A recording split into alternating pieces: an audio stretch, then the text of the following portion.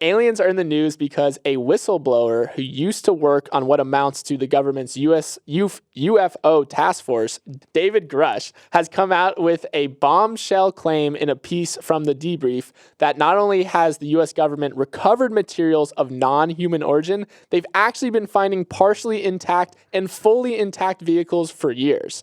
So, Neal, why is this particular report any more credible than the hundreds of thousands of UFO sightings and conspiracy theories out there? Well, it comes down to who the whistleblower is. David Grush has his bona fides. He's a former combat officer in Afghanistan who also served as a reconnaissance office's representative to the Unidentified Aerial Phenomena Task Force from 2019 to 2021. That is a big mouthful right there. And the Army's liaison on that same task force, his peer, called him beyond reproach. So, Neal, I would also call you beyond reproach. Thank you, Neal. I ask you, do you think we just got news that UFOs exist and have been crashing on Earth for years?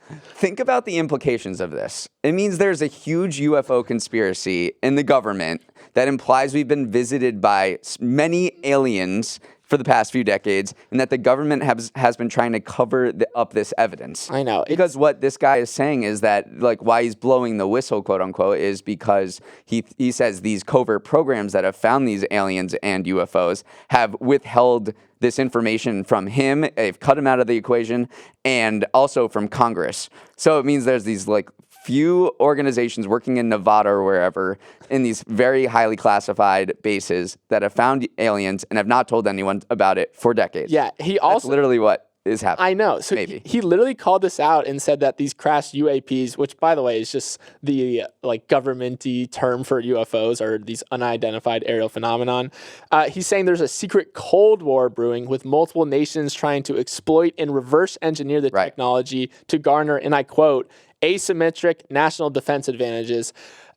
Okay, so a lot of publications were covering this and saying, this feels a little far-fetched, but the guy is very legit, so we're giving it the time of day. But everything seems to follow. It literally is like a plot of a movie, that there's these multi-level government cover-ups and that they're trying to use this alien technology to gain a national defense advantage. So it all felt a little too neat to me. But again, this was like getting covered pretty heavily. Yeah, and everyone was like, yeah, let's first out be very skeptical. And then they were like, here's the reasons to be skeptical, which were kind of slim.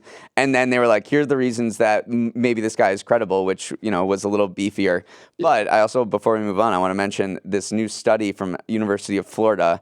They discovered that a third of all planets around the most common stars in the Milky Way galaxy could be in the Goldilocks orbit, like Earth, that could hold onto liquid water and possibly harbor life. Hey, listen, I'm on full team aliens exist. Absolutely. You don't need to convince me of this. So yeah, I'm glad that we're getting studies to corroborate the feeling that we are not alone in the universe. Hey, thanks for watching. And if you want more Morning Brew Daily, make sure to hit that subscribe button. And also check out the rest of our episodes wherever you get your podcasts. New episodes drop at 7 a.m. Eastern, Monday through Friday. And you can email us at morningbrewdaily@morningbrew.com.